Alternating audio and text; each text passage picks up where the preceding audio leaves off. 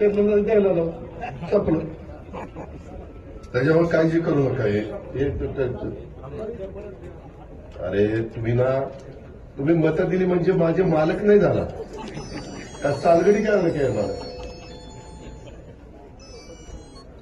आता ही आयुर्वेदिक कॉलेजचं काय नाव? नाही आपण बऱ्हाणपूर सारखं करू ना. तुला बोललो ना मी मागं, शासकीय आयुर्वेदिक महाविद्यालय हॉस्पिटल. नाही हे मला आत्ता नाही सांगता येणार. मागा आम्ही पुण्यश्लोक अहिल्यादेवी होळकर यांचं नाव दिलं. त्याचा बोर्ड झाला का हो तयार? बसला का? मग बसलाय. तर हे तुमचं सजेशन आहे. आपण म्हणजे नावाबद्दल कोणाचं काही दुमत असायचं कारण असेल. मला देता येते का नाही बघतो ना बाबा. त्याला पुन्हा टाळीवर काय खोटा बोलणार ते दिलं नाही.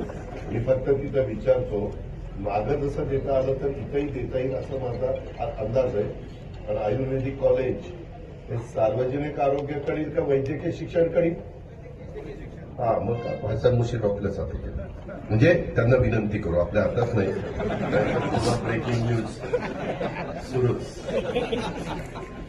त्यांना विनंती करू. यांचं म्हणणं असं आहे की काही माझ्या सहकारी मित्रांचं, श्री छत्रपती संभाजी महाराज शासकीय आयुर्वेदिक महाविद्यालय असं नाव त्यांना द्यावं. हे मला मुंबईला दे वाटतं. मुंबईला दे बरोबर. आता साधारण विक्रमला खरं बोलायचं होतं. विक्रम इतका तयारीनं आला होता, पण त्याला मीच माईक हातात घेतल्यामुळं त्यांनी रात्रभर नुसता अभ्यास नाही केला. लक्ष्मणला श्रोता म्हणून बसवला. मी कसा बोलतो